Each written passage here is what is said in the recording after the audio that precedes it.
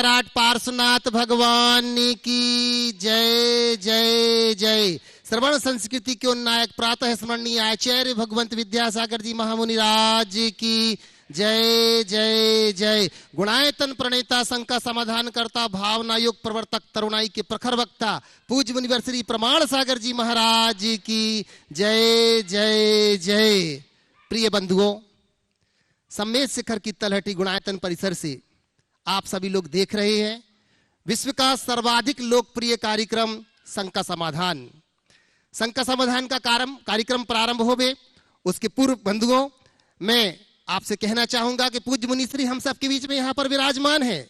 यहाँ पर उपस्थित लोग व देश विदेश से वो सभी लोग जुड़े हुए जो कि पारस चैनल एवं प्रामाणिक ऐप के माध्यम से इस कार्यक्रम का सीधा प्रसारण देख रहे हैं, सुन रहे हैं व आनंद ले रहे हैं, उन सभी की ओर से अपन सब चलते हैं उन गुरुवर के चरणों में वंदन करने के लिए जिन्होंने संका की नदियों में बह रहे असंख्य भव्य जीवों को समाधान की नौका दी है। आए उनके चरणों में पहुंच करके सबसे पहले पंत्रवार नमोस्तु निवेदित करते हैं। भो स्वामी नमोस्तु नमोस्तु नमोस्तु।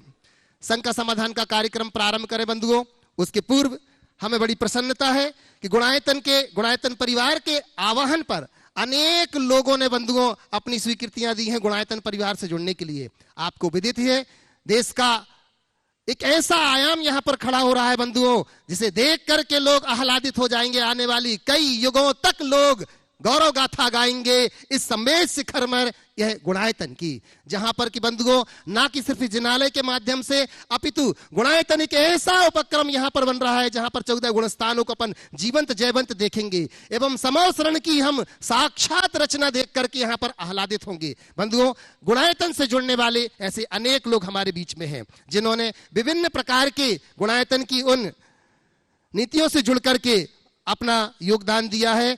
हमारे निर्वाण निधि से जुड़ने वाले बंधुओं आज गुणायतन से जो है श्रीत जी जैन, रियाना जैन, श्री अनुराग जी जैन, श्रीमती अंकिता जैन जयपुर से जोरदार ताली बजा करके हम इनका अभिनंदन करते हैं।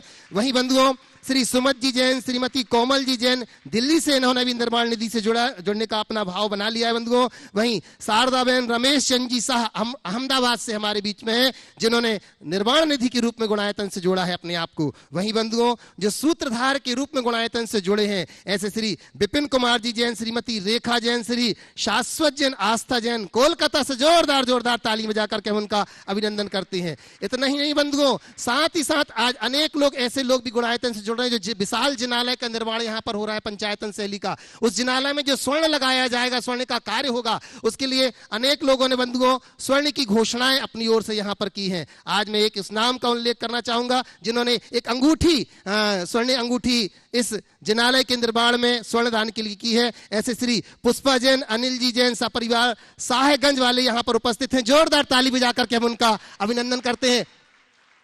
5 ग्राम की अंगूठी उन्होंने पूरी की पूरी समर्पित की है। ब्रति दीदी हमारी शकुन दीदी के पास वो देकर के गई, उनको बहुत बहुत बहुत बहुत धन्यवाद। बंधुओं, आज मैं एक ऐसे शख्स को यहां पर बुला रहा हूं जो गुणायतन परिवार से संस्थापक सदस्य ट्रस्टी के रूप में जुड़ा हुआ है। उन्हें मैं मंच के ऊपर यहां पर बुलाना चाहूंगा और उनके सम्मान के लिए मैं आवाज दूंगा। मैं श्रीमान अंकित जी जैन, श्रीमती श्वेता जैन, दक्ष जैन, अनाया जैन गुवाहाटी से हमारे बीच में है। मैं निवेदन करता हूं कि मंच के ऊपर यहां पर इनके माता पिता पहले से ही ट्रस्टी हैं। देखना महाराज जी, माता पिता भी ट्रस्टी हैं और पुत्र ने भी अपना मन बना लिया ट्रस्टी होने का। मैं निवेदन करता हूं मंच के ऊपर आए पूरे परिवार के साथ। अशोक कुमार जी, शशि प्रभा जी बगड़ा, मैं निवेदन करता हूं पूरा परिवार मंच के ऊपर आए और इनका अभिनंदन करने के लिए हमारे बीच में महेंद्र जी टोंगिया चित्तौड़गढ़ से हमारे बीच में मैं निवेदन करता हूं कृपया मंच के ऊपर आए और इनका अभिनंदन करने के लिए मैं यहां पर महेंद्र जी उनका अभिनंदन करेंगे। साथ ही साथ मैं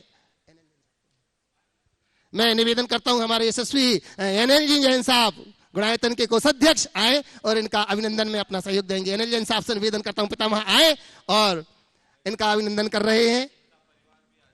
अच्छा, पूरा परिवार, मैं गुवाहाटी वालों से निवेदन करता हूं पूरा परिवार यहां पर आ जाए, बिटिया के साथ पूरा परिवार यहां पर आ जाए और जोरदार तालियां बजा। बंधुओं ने आज गुणायतन से ट्रस्टी बनकर के आज ये जुड़े हुए हैं। बहुत बढ़िया।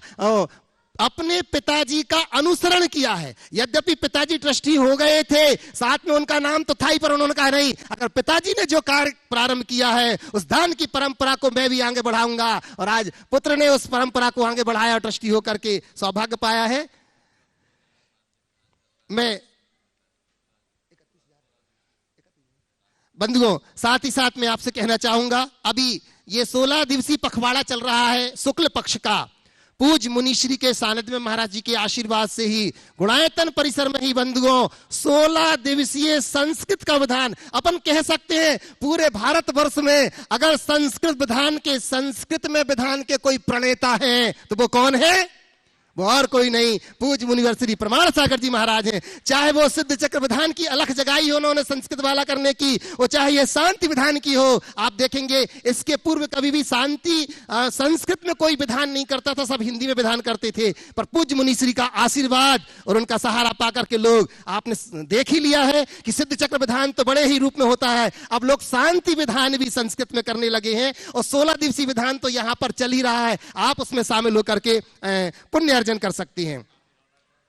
मैं निवेदन करता हूं, जिनको शामिल होना है, जो अपनी ओर से विधान करना चाहते हो, वो हमारे गुणायतन परिवार से संपर्क करके उसमें शामिल हो जाते हैं। चलिए अब मैं अभिनंदन कर रहा हूं गुणायतन और श्री सेवायतन परिवार की ओर से यहां बैठे सभी लोगों का, और पूज्य मुनिश्री के चरणों में ऑनलाइन प्रश्न के माध्यम से प्रथम प्रश्न के लिए मैं निवेदित कर रहा हूं भो स्वामी यशवंत जी सिंघई रिटायर्ड, जो कि जीएसटी अफसर है, वो ललितपुर से आपके चरणों में वंदन करती हुए कह रहे हैं, गुरुदेव, कहा जाता है कि जिस तरह से कि हर सिक्के के दो पहलू होते हैं, वैसे ही हर इंसान के दो पहलू होते हैं। फिर से बोलो।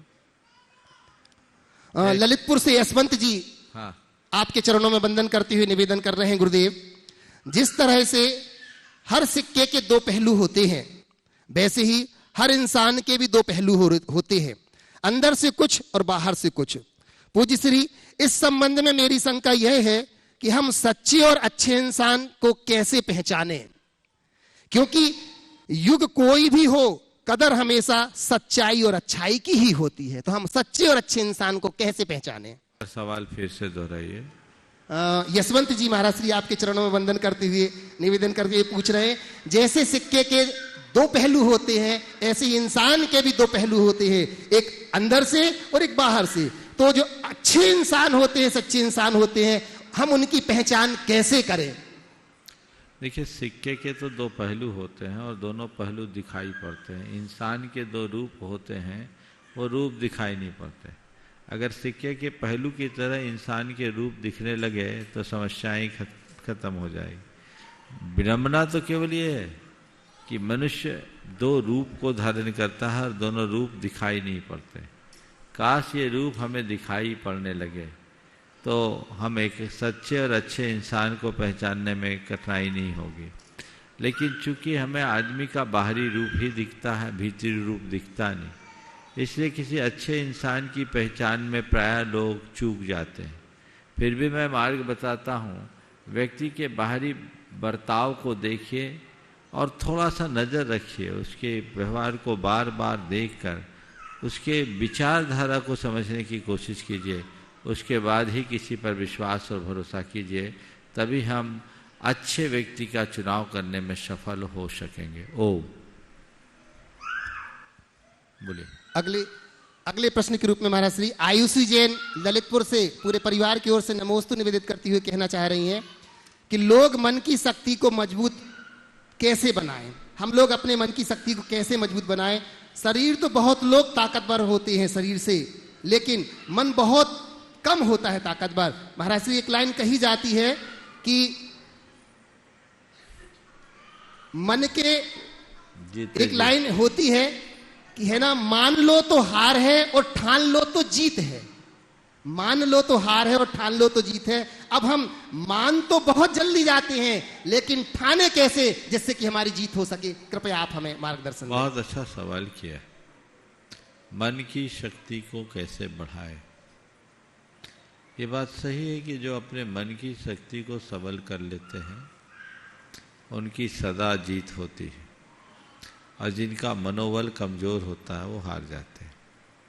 दूसरे शब्दों में कहूँ तो ये कह सकता हूँ कि जीत उनकी ही होती है जिनका मन मजबूत होता है। जिनका मन कमज़ोर होता है वो जीती हुई बारी भी हार जाते हैं। सवाल है मन की शक्ति को कैसे मजबूत बनाए, हम ठानने की स्थिति कैसे लाएं। 4 उपाय आप सबको बताता हूँ अपने मनोबल को मजबूत बनाने के लिए। सबसे पहले अपने मनोबल को ऊंचा रखना चाहते हैं, मजबूत बनाए रखना चाहते हैं, शक्तिशाली बनाए रखना चाहते हैं, तो ऐसे लोगों के चरित्र को पढ़िए जो उच्च मनोबल के धनी रहे हैं, जिनसे हमें अच्छी प्रेरणा मिलती हो। पहली बात उनके चरित्र को पढ़िए। दूसरी बात ऐसी बातों को सुनिए जिससे हमारा मनोबल ऊंचा उठता हो, जिससे एक मोटिवेशन मिलता हो, मन बुझने ना पाए और जग जाए, ऐसी बातें सुनिए। तीसरी बात ऐसे लोगों से सुरक्षित दूरी रखिए जो आपके मनोबल को नीचा गिराते हों, जो आपको हतोत्साहित करते हों, उससे आप दूरी बना के रखिए। और चौथी बात ऐसे लोगों का संसर्ग बढ़ाइए जो आपको इनकरेज करते हों, जो आपका मनोबल बढ़ाते हों, तो आगे बढ़ा जा सकता है और जीवन आगे आ सकता है।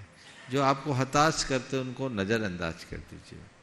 मैं एक किस्सा बताता हूँ। एक कुएं में 2 मेंढक गिर गए। कुआं थोड़ा गहरा था। उसके साथी मेंढक ने बोला कि ये कुआं तो बहुत नीचा है, गड्ढा है, अब तुम निकल नहीं पाओगे, तुम तो गए। पर दूसरा मेंढक बार बार उछाल मार रहा था। ये बाकी उसके साथी बोल रहे हैं कि तू नहीं आ पाएगा, मत उछल मत उछल मत उछल, लेकिन फिर भी वो उछलता जा रहा था, उछलता जा रहा था, उछलता जा रहा था। और एक उछाल ऐसी आई कि वो कुएं से बाहर आ गया। बाहर आते ही उसने अपने सारे साथियों को बहुत कृतज्ञता भरा आभार प्रकट किया कि आप लोगों की कृपा से मैं यहाँ आ गया। अगर आप लोगों ने मुझे ऊपर आने के लिए उत्साहित नहीं किया होता तो मैं यहाँ नहीं आता। तो लोगों ने बोला भैया हम लोग तुझे उत्साहित कहाँ कर रहे थे, हम तो सोच रहे थे तू तो गया, अब आ ही नहीं पाएगा, कुआं गहरा, बार बार मना कर रहे थे मत आओ मत आओ मत आओ मत आओ। तो बात ऐसी थी कि वो मेंढक बहरा था, ये मना कर रहे थे और सोच रहा था मुझे बोल रहे आ जाओ आ जाओ आ जाओ। तो कुछ बातों में बहरे बनो, कुछ बातों में कान खुले रखो। समझ गए? अच्छी प्रेरणा देने वालों के संसर्ग में रहोगे तो हर कुएं से बाहर निकल पाओगे, और गलत लोगों के साथ में रहोगे तो गड्ढे में ही पड़े रहोगे। तो 4 बातें मैंने आप सबसे कही, बहुत छोटी सी बात है लेकिन गहरी है, जिन्हें अपनाना चाहिए। ऐसे लोगों के चरित्र को पढ़ो जो ऊंचे मनोबल के धनी हैं। ऐसे प्रेरणापद बातों को सुनो जिससे मन ऊंचा होता हो।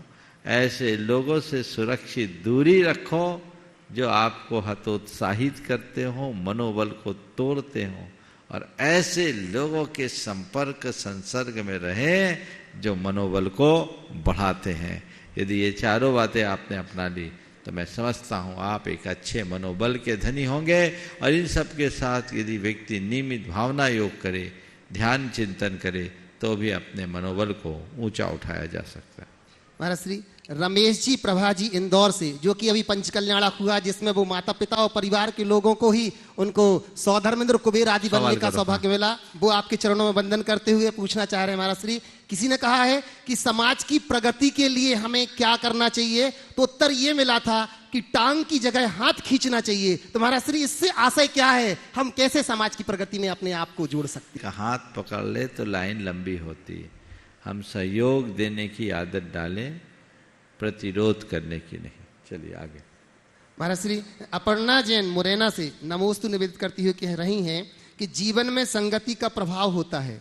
अगर कोई व्यक्ति जो विशुद्ध आचरण करता हो और उसके दोस्त व्यसनों में लिप्त हो, तो क्या वह व्यक्ति जीवन भर पवित्रता बनाए रख सकता है? देखो, ये सवाल बहुत अलग प्रकार का है और कई बार ये सवाल उठता है। हम लोग अक्सर ये कहते हैं कि अच्छे की संगति में रहो।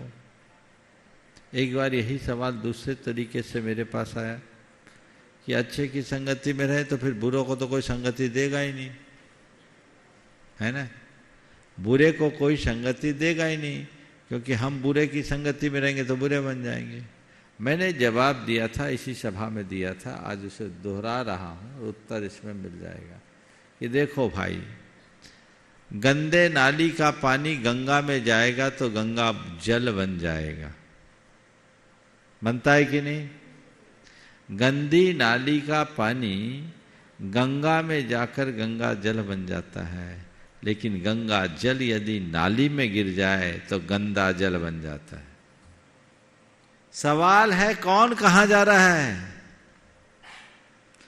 अगर अच्छे व्यक्ति बुरे के पास जा रहे हैं तो तय मानना उसकी छाप पड़ेगी, गंगा का पानी नाली में गिरेगा।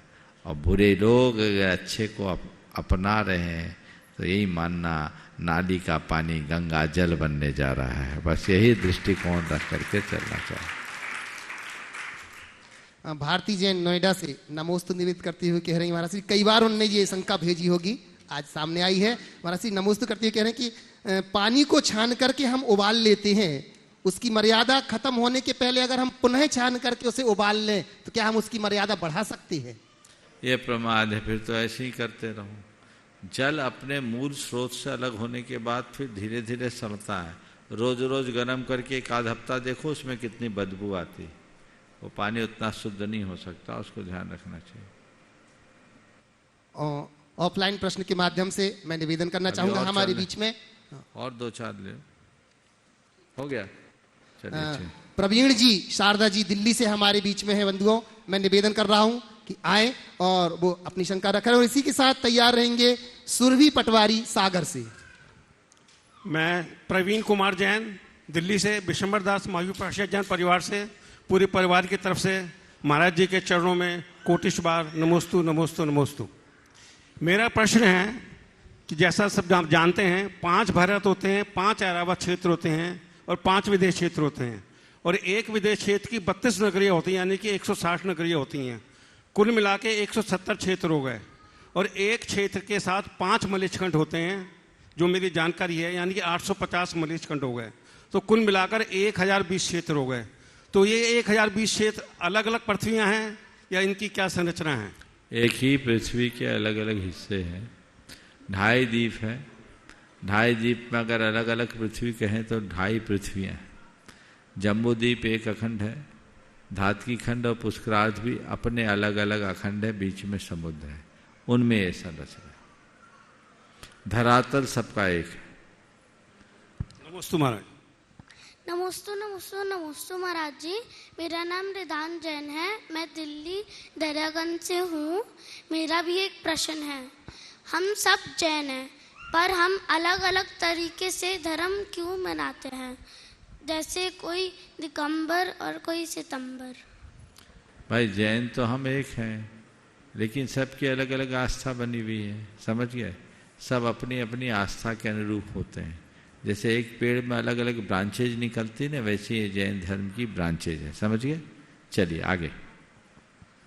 सुरभि पटवारी सागर से, और इसी के साथ तैयार रहेंगी पुष्पा जी अनिल जी जो कि साहेबगंज से हैं, जिन्होंने स्वर्ण दान भी दिया था, वो तैयार रहेंगी। मुनीश्री के चरणों में मेरा और मेरा समस्त बिजली वाला परिवार सागर की ओर से कोटि सा नमोस्तु नमोस्तु नमोस्तु।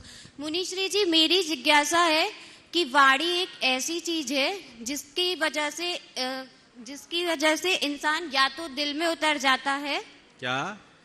वाणी एक ऐसी चीज है जिसकी वजह से इंसान या तो दिल में उतर जाता है या दिल से उतर जाता है। हाँ। तो क्रोध के समय हम ऐसा क्या करें कि किसी की भावनाओं को आहत ना करें? मौन धारण करने का अभ्यास बना लो। क्रोध में तो आगे ही निकलती है। क्रोध में कभी आदमी के मुख से मीठी बात निकलती है क्या? क्रोध का पहला दुष्प्रभाव है बदजबान। इसलिए जब गुस्सा आने लगे तो मौन धारण कर लो, वहां से खिसक जाओ, क्योंकि आवेश के क्षणों में अच्छी बात निकल ही नहीं सकती। चलिए आगे, जिनका नाम लिया वही, चलिए अगला बोलिए। लीजिएगा। मैं निवेदन करता हूं, पुष्पा जी, अनिल जी अपना प्रश्न रख रहे हैं और इसी के साथ तैयार रहेंगे रिद्धि जैन कटनी से। बोलो। महाराज जी, सपरिवार नमोस्तु नमोस्तु नमोस्तु। अपनी जिंदगी में 4 चीजें कभी नहीं तोड़ना चाहिए: भरोसा, दिल, संबंध और वायदा। न टूटे महाराज जी, समाधान कीजिए। भरोसा, दिल, संबंध और वादा, ये चारों चीजें न टूटे, दिल। इसके लिए क्या करें? इसके लिए कुछ मत करो। अपने जीवन में एक प्रण ले लो कि मैं सत्य पर चलूंगा, तो न भरोसा तोड़ोगे, न दिल तोड़ोगे, न वायदा तोड़ोगे, और चौथी क्या बोली? संबंध। संबंध भी नहीं टूटेंगे। मन साफ रखोगे, सत्य के साथ जुड़े रहोगे, सरलता से जुड़े रहोगे, तो कुछ नहीं। ओम नमोस्तु महाराज जी, नमोस्तु महाराज जी। रिद्धि जैन कटनी से और इसी के साथ तैयार रहेंगे रोहित जैन बंधा जी से। नमोस्तु महाराज जी, नमोस्तु महाराज जी, नमोस्तु महाराज जी। महाराज जी, मेरा प्रश्न यह है कि मेरा पढ़ने में मन तो लगता है, पर मैं जैसे ही पढ़ने बैठती हूँ तब मेरा मन कहीं और आकर्षक हो जाता है। तो मैं ऐसा क्या करूँ पढ़ने बैठने में कि मेरा मन कहीं और आकर्षक ना हो? सबसे पहले जब भी पढ़ने बैठो 3 बार ओंकार की नाद करो, गहरी सांस भरो,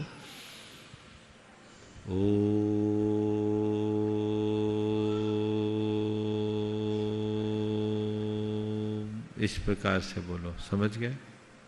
और ठान लो कि इतनी देर मुझे पढ़ना ही है, टाइम फिक्स करके पढ़ो। उस समय मन में जब इधर उधर की बात आए तो कहो तुम्हारी बात बाद में सुनो, पहले ये कर, तो मन स्थिर हो। नमोस्तु महाराज जी, नमोस्तु। रोहित जी बंधा जी से और वहीं शिवाली जैन भोपाल से तैयार रहेंगी। नमोस्तु महाराज जी। पूछिए। हेलो, मेरा प्रश्न ये है महाराज जी।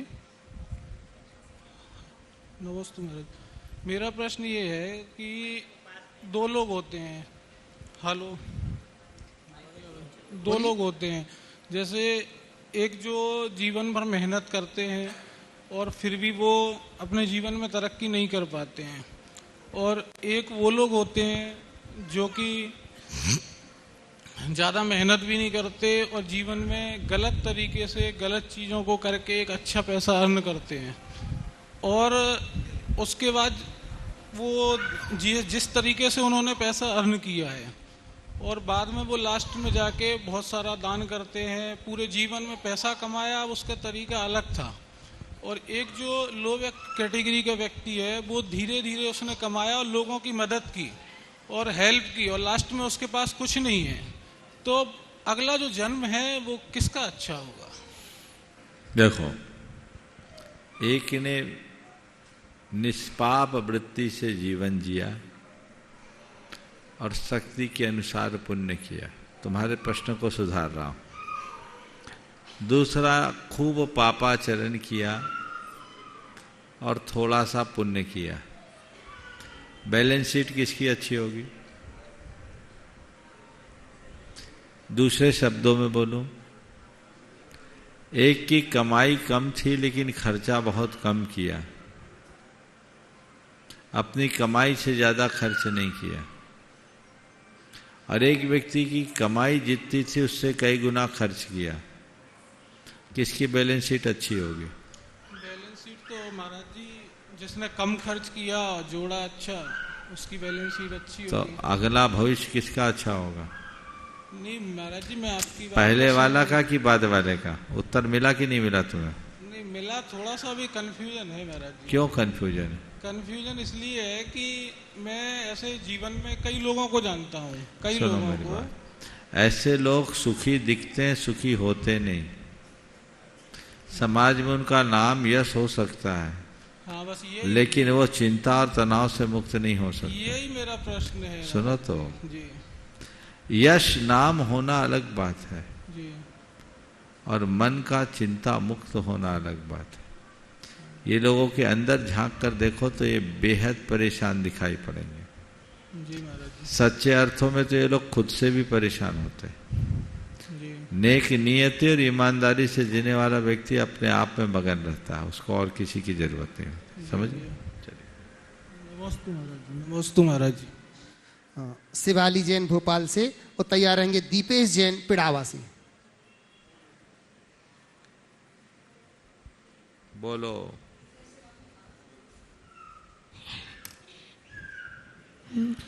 नमोस्तु महाराज श्री, मैं शिवाली जैन भोपाल से आपके चरणों में बारंबार नमोस्तु।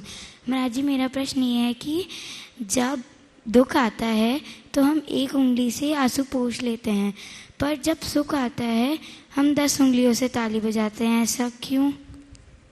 जब दुख आता है तो एक उंगली से आंसू पोंछ लेते हैं और जब सुख आता है तो 10 उंगली से ताली बजाते हैं, ऐसा क्यों? सुनो, दुख ऐसी चीज है जिसे बहुत आसानी से सहा जा सकता है और सुख ऐसा तत्व है जिसे भोगना सरल नहीं है। मेरी बात को थोड़ा गहराई से समझना। दुख ऐसा तत्व है जिसे आसानी से सहा जा सकता है, सुख ऐसा तत्व है जिसे अकेले नहीं भोगा जा सकता। मैं तुमसे पूछता हूँ, तुम्हारे पास खूब सुख साधन हो और कोई ना हो, अकेले हो तो कुछ अच्छा लगेगा? नहीं महाराज। लेकिन तुम्हारे ऊपर कितना भी दुख हो उस घड़ी तुम अकेले हो, बल्कि दुख की घड़ी में अकेले ही रहना पसंद करते हैं ना, है ना? तो इसलिए सच्चे अर्थों में पूछा जाए तो दुख से ज़्यादा दुविधा सुख में है, क्योंकि हमें कोई भी चीज़ का सुख तब मिलता है जब कोई दूसरा हो। दुख को अकेले भोगा जाता है, सुख में साथी चाहिए, इसलिए 10 उंगलियां की जरूरत होती है। समझ गए? नमोस्तु महाराज। दीपेश जैन पिड़ावा से और तैयार रहेंगे अविसी भंडारी जयपुर से। नमोस्तु महाराज जी। पिड़ावा जैन समाज की ओर से नमोस्तु नमोस्तु नमोस्तु। महाराज श्री, हम युवाओं की आहार विहार के हेतु मतलब 40-50 जनों की टीम है और हम चाहते हैं कि इसमें और लोगों को जोड़ें, बट होता क्या है कि उन लोगों को जोड़ने के लिए जब उनको आगे लाते हैं तो कुछ के नियम नहीं होते हैं, कुछ आलू प्याज लहसुन रात्रि भोजन करते हैं तो दूसरे लोग उनको हतोत्साहित कर देते हैं। जैसे कुछ युवा ही है या कुछ सीनियर लोग हैं, वो उनको हतोत्साहित करके बाहर करना चाहते हैं कि महाराज जी को तो इन्होंने सिर पे उठा रखा है, इनका तो नियम नहीं है, यह नहीं है। तो महाराज जी, इस स्थिति में हमें क्या करना चाहिए? ऐसे लोगों को समझाना चाहिए कि एक क्लास में पढ़ने वाले सब बच्चों के एक बराबर नंबर नहीं आते। कोई मेरिट में आता है, कोई पासिंग मार्क लाता है और कोई फेल होते हैं, लेकिन होते तो एक ही क्लास के विद्यार्थी हैं। महाराज जी, हम तो सुनो मेरी बात, समझाना और सबको समझना चाहिए, ये संदेश मैं सबको देना चाहता हूँ। गुरुदेव अमरकंटक में थे, 1994 की बात है। चलिए बीच में खबर दे दूं, गुरुदेव का स्वास्थ्य काफ़ी ठीक है, इसलिए चिंता करने की ज़रूरत नहीं है, आप लोग अपनी जाप करते ही रहिए। तो गुरुदेव अमरकंटक में थे, वहाँ एक सज्जन ने गुरुदेव से सवाल किया, गुरुदेव बहुत सारे लोग हैं जिनके आचरण अच्छे नहीं होते और वे लोग आप लोगों के आगे पीछे घूमते हैं, ये अच्छा सा नहीं लगता, कम से कम आप जैसे संतों के पास तो ऐसे लोगों की एंट्री नहीं होनी चाहिए। गुरुदेव ने कहा, मरीज अस्पताल में नहीं आएगा तो कहाँ जाएगा? जी महाराज जी। मरीज अस्पताल में नहीं आएगा तो कहाँ जाएगा? जो सवाल किए वो एक प्रोफेसर थे, उन्होंने पूछा, ये बताओ आप तो प्रोफेसर हो? बोले हाँ। परीक्षा लेते हो? लेते हो। कॉपियाँ जांचते हो? बोले जांचते हो। बोले कितने नंबर में पास करते हो? बोले 30 नंबर में पास कर देते हैं। बोले 30 नंबर में पास होने वाला फेल कितने? बोले 29 में। बोले नहीं, 30 नंबर में पास होने वाला 60 नंबर में 70 नंबर में फेल है। फिर भी आपने उसका वैल्यूएशन करते समय उदारता रखी।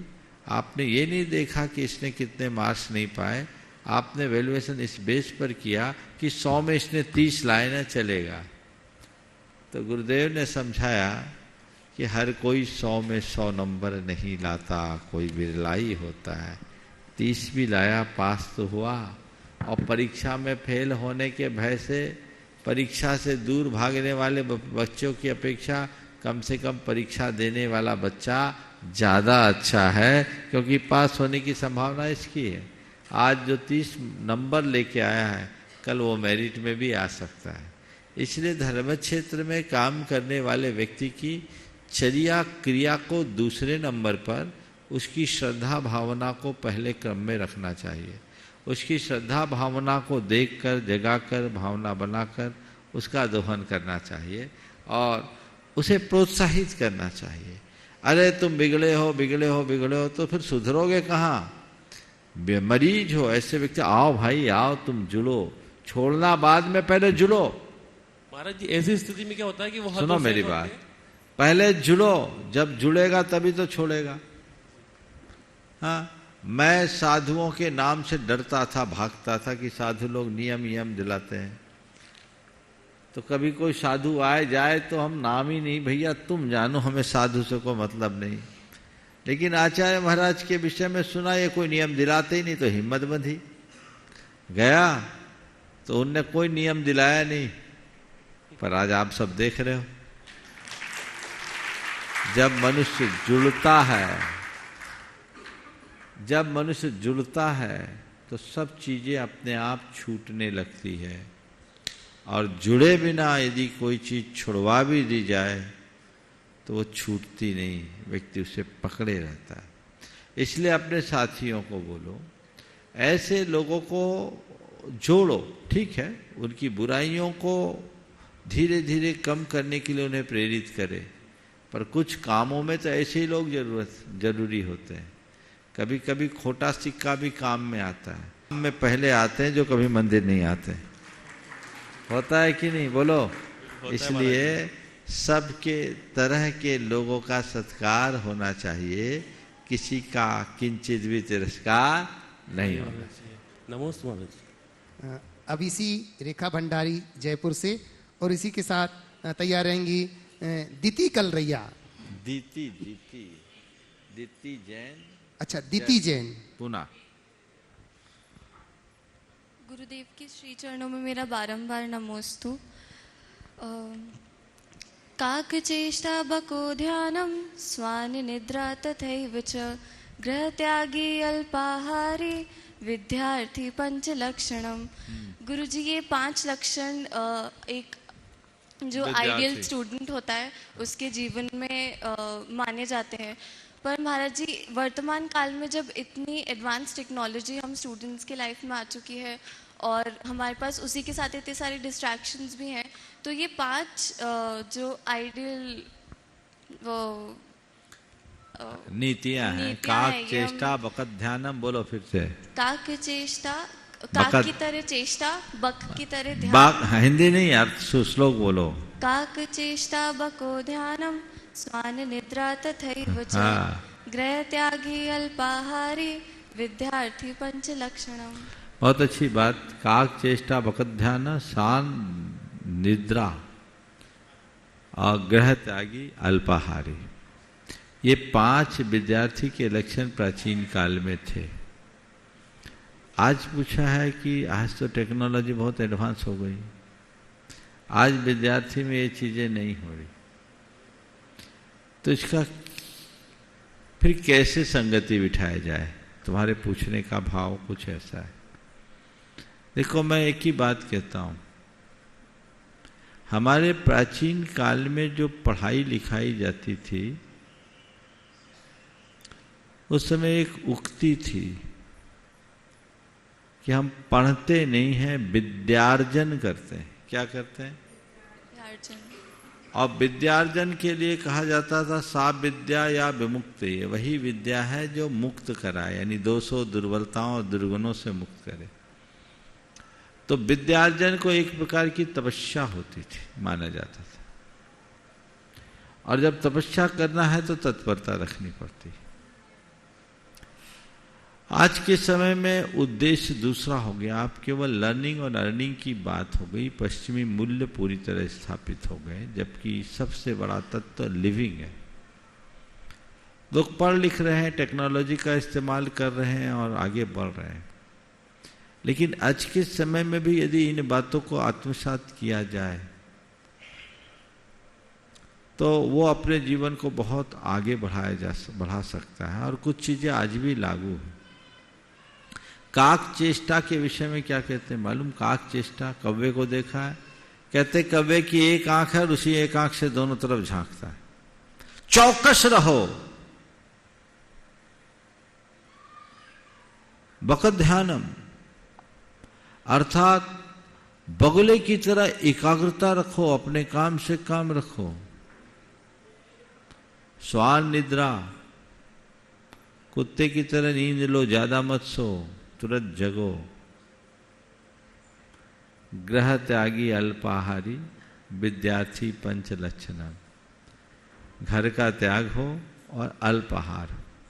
आज भी जो आगे बढ़ने वाले बच्चे हैं वे ऐसा करते हैं। काक चेष्टा भी दिखती है, बकत ध्यान भी दिखता है, और हॉस्टलों में जाते हैं तो गृह त्यागी भी होते हैं, और वहाँ जो भोजन मिलता है वो अल्पाहार ही होता है, और 20-20 घंटे पढ़ाई करनी पड़ती है तो स्वान निद्रा भी दिख जाती है। सफलता के ये मंत्र।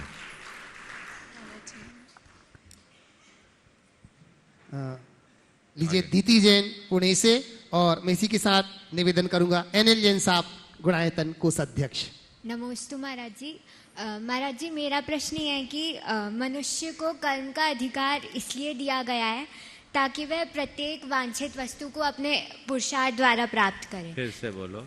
महाराज जी, मनुष्य को कर्म का अधिकार इसलिए दिया गया है ताकि वह प्रत्येक वांछित वस्तु को अपने पुरुषार्थ द्वारा प्राप्त करे, लेकिन वह हर वस्तु परमात्मा से मांगता है, तो ये कर्म और परमात्मा दोनों का अपमान है। तो मनुष्य ऐसा क्या करे कि दोनों का मान बना रहे?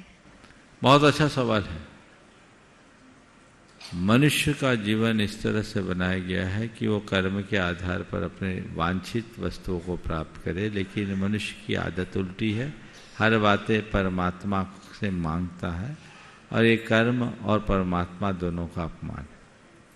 मैं तो ये कहता हूँ, परमात्मा को मानने वाले परमात्मा के आगे हाथ फैलाते हैं, और परमात्मा की मानने वालों के हाथ इतने सफल हो जाते हैं कि किसी और के आगे हाथ फैलाने की जरूरत ही नहीं पड़ती। तो हमें परमात्मा की मानना है।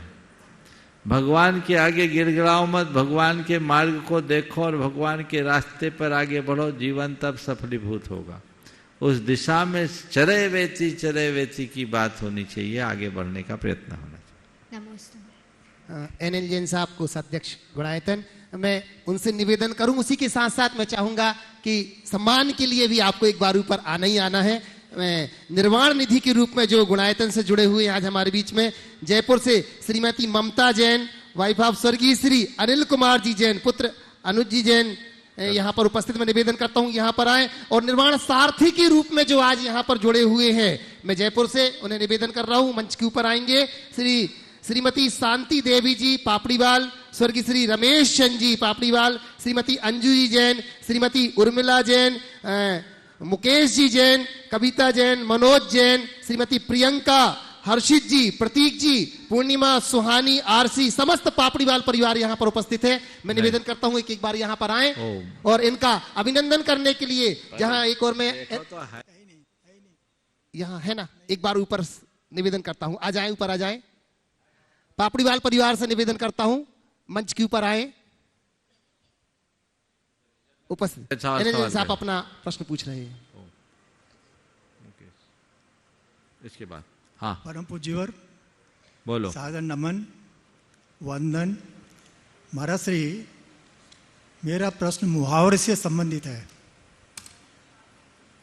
पहला प्रश्न, मुहावरा कब से प्रचलित है और कैसे इसके प्रचलन में आया? नंबर दूसरा, क्या इसको जनप्रतिनिधि का मानस मान लिया जाए? ये सवाल तो किसी हिंदी के व्याख्याता से पूछते तो ज्यादा अच्छा था। ये शंका समाधान का सवाल तो नहीं है। अगर ऐसा हम उत्तर देने लगे ना तो यूपीएससी वाले सारे सवाल मेरे पास आने लगे, इसलिए मैं उत्तर नहीं देने में अपनी भलाई समझूंगी, है ना। फिर भी आज आपका उत्तर दे देता हूं, पर आगे से ऐसे सवाल मत लाना। जिसका ये मंच है वो काम करो, क्योंकि प्रश्नों का कोई अंत नहीं है। ये तो अभी आप गूगल पर थोड़ा सा क्लिक करोगे तो उत्तर आ जाएगा। मुहावरा का प्रचलन कब से हुआ? जब से भाषा का चलन हुआ है तभी से मुहावरा हुई। जो बातें लोगों के मुख में बैठ जाए उसको मुहावरा बोलते हैं। और मुहावरा या लोकोक्तियाँ जनमानस से जुड़ी होती है और वो अनुभव से जुड़ी हुई बातें होती है। कोई भी बात किसी के साथ जुड़ जाए तो उसके साथ उसका संबंध लोकोक्ति या मुहावरा से होता है। और मुहावरा भाषा में लालित्य भी ले आती, एक शब्द के कई गूढ़ अर्थ प्रकट कर देते हैं मुहावरा के माध्यम। नमोस्तु महाराज। मैं बड़े सम्मान के साथ आवाज दे रहा हूं हमारे बीच में मुकेश जी जैन दिल्ली से, जो कि गुणायतन ट्रस्टी है। पापड़ीवाल परिवार। अच्छा, पापड़ीवाल जी आ चुके हैं। मैं निवेदन करता हूं मंच के ऊपर आए एक बार पापड़ीवाल परिवार, जो कि हमारे गुणायतन से निर्वाण सारथी के रूप में जुड़े पूरा परिवार यहाँ आ जाए और उनका अभिनंदन करने के लिए मैं एनएल साहब से निवेदन करता हूँ। मैं सुनील जी से निवेदन करता हूँ, जो कि हमारे गुणायतन के CFO हैं, और भाभी जी का अभिनंदन करने के लिए आ जाएं। और प्रश्न के रूप में मैं निवेदन करता हूं, साथ ही मुकेश जी जैन साहब से निवेदन करता हूं, दिल्ली से हमारे बीच में जो है गुणायतन ट्रस्टी मंच के ऊपर आए, उनका अभिनंदन करता है गुणायतन परिवार। अब मेरी आवाज अगर वो सुन रहे हैं तो उनसे निवेदन करता हूं अतिशीघ्र। मैं निवेदन करूंगा कि पिताजी के साथ में ही आए, अपने पिताजी को साथ में लेकर के आ रहे हैं। जोरदार तालियों के साथ उनका अभिनंदन। मैं उनका अभिनंदन करने के लिए मैं गुणायतन मंत्री चंद्रकला पाटनी जी से निवेदन करूंगा, कृपया उनका अभिनंदन करने के लिए यहां पर आ रही हैं जोरदार तालियों के साथ। अच्छा, हाँ ठीक है, आप यहीं उपस्थित रहें। लीजिए। और प्रश्न रख रहे हैं अपना पापड़ीवाल परिवार से, आप अपना, ठीक है। और इसके बाद मैं निवेदन करूंगा, अब चंद्रकला जी आई गई हैं तो अपना प्रश्न भी रखेंगी वो, जब तक कि मुकेश जी का अभिनंदन कर लें पहले एक बार। आ जाए, आप इस तरफ आ जाएं। बहुत बढ़िया। पापड़ीवाल जी के बाद मैं पाटनी जी से निवेदन करूंगा अपने प्रश्न के लिए चंद्रकला जी से। नमस्तु गुरुवर। नमस्तु। हाँ, ओके जी, पूछिए। गुरुवर ऐसा पड़ा है कि 1 वर्ग इंच जीवित भूमि में लगभग 50,000 जीवाणु होते हैं, तो यहाँ जीवित भूमि से क्या तात्पर्य है? देखिए, जीवित भूमि वह है जो फर्टाइल होते जा रही है। इसको हम जियोलॉजिकल भाषा में बात करते हैं, जियोलॉजिकल भाषा में, तो वो लोग उसकी अपनी व्याख्या करते हैं। उसमें जीवाश्म पाए जाते हैं। और डेड भूमि हम शास्त्रीय भाषा में कहें तो अप्रासुक धरा, और अजीवित भूमि यानी प्रासुक धरा। और जो चीज़ें हमने फर्निश कर दी है वो अप्रासुक है, और जो सामान है वो जो फर्निश कर दी वो प्रासुक है, और जो साधारण धरती है उसको अप्रासुक है। निवेदन करूंगा चंद्रकला जी पाटनी गुणायतन मंत्री, और इसी के साथ तैयार रहेंगे अनिमेश जी जैन गोमिया से।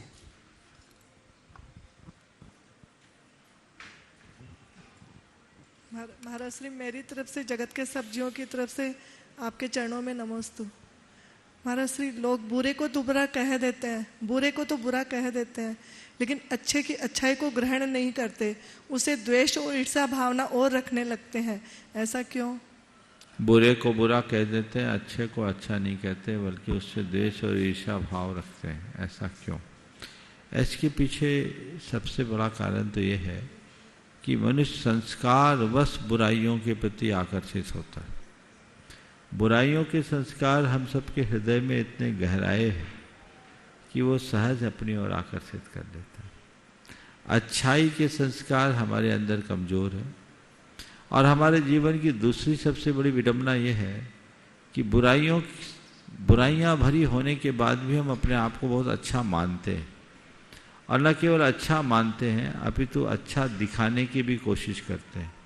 और न केवल अच्छा दिखाने की कोशिश करते हैं, हम अपने आप को सबसे अच्छा मानने का भ्रम पालते हैं। तो जब हम अपने आप को सबसे अच्छा मानना शुरू कर देते हैं तो सामने वाला कोई भी हो अगर मुझसे अच्छा दिखने लगे तो तकलीफ होती, उसके बारे में सुनने देखने में आता है तो परेशान होते हैं। तो ईर्ष्या जैसे दुर्विकार पनपने लगते हैं और व्यक्ति का जीवन भटकाव से भर जाता है। तो ईर्ष्या को जीतना है तो व्यक्ति को अपनी सोच बड़ी करनी होगी, दूसरों के गुणों को ग्रहण करने की आदत डालनी होगी, अपनी खामियों को पहचानने की और स्वीकारने की क्षमता विकसित करनी होगी, तब आगे बात करें।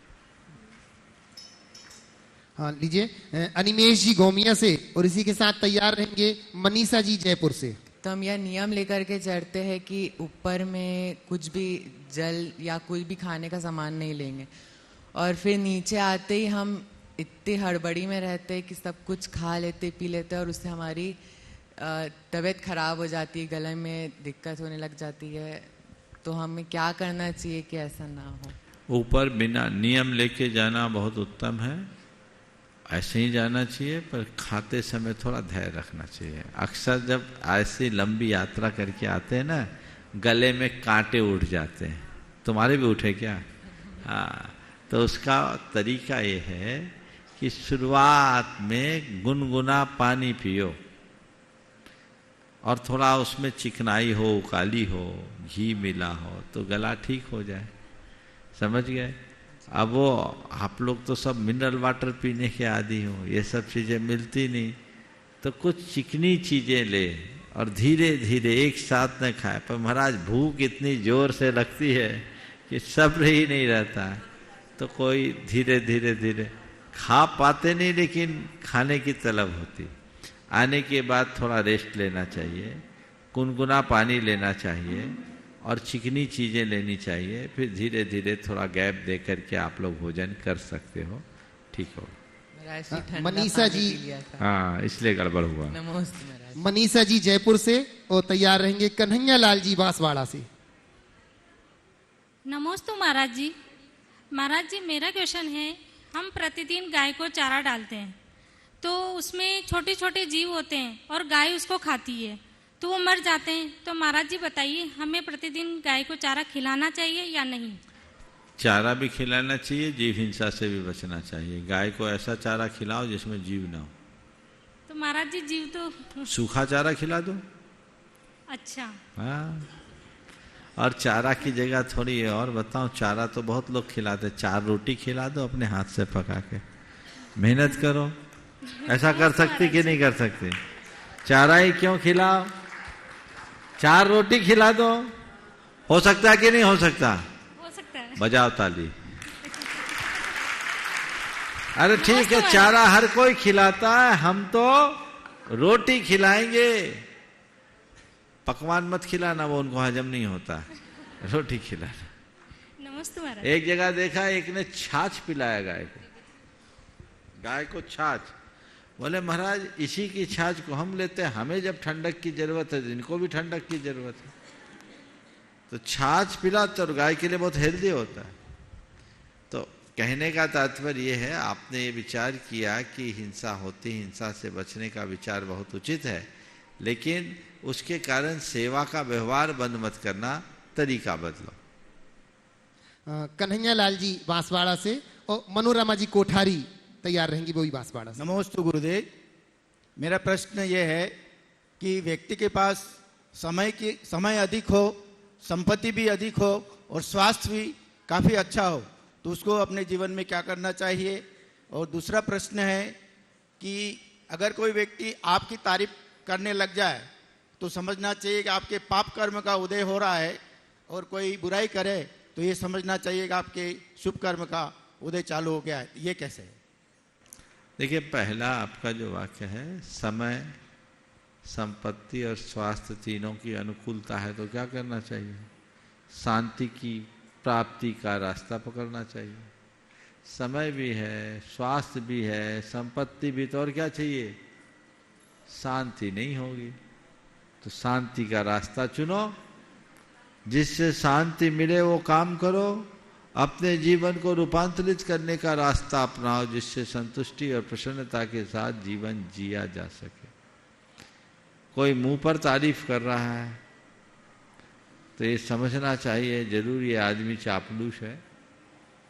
ऐसे व्यक्ति के लिए कोई प्रतिक्रिया न देकर उससे सावधान होना चाहिए और देखना चाहिए जो तारीफ ये कर रहा है उस लायक मैं हूँ कि नहीं। यदि हूँ तो अपने आप को बचा के रखना चाहिए, नहीं हूँ तो वैसा बनाने की कोशिश करनी चाहिए। और कोई आलोचना करता है तो उस समय भी यही देखना चाहिए कि ये जो आलोचना कर रहा है सही है या नहीं। यदि इसकी आलोचना सही है तो हमें उन कमियों को दूर करने में लग जाना चाहिए, और आलोचना गलत है तो ऐसी बातों को कचरे में डाल देना चाहिए, रास्ता ठीक हो जाए। नमस्ते। मनोरमा जी कोठारी बांसवाड़ा से, और तैयार रहेंगे आशीष जैन जयपुर से। नमस्तु महाराज, पूरा परिवार से नमस्तु नमस्तु नमस्तु। महाराज जी माला हम गिनते हैं तो 108 दाने होते हैं, तो ये क्यों 108 दाने होते हैं? माला गिनते हैं ना, माला में मोती में 108 दाने होते हैं, तो 108 ही दाना क्यों होते हैं? 108 ब्रह्म का प्रतीक होता है। कैसे होता है बताऊं?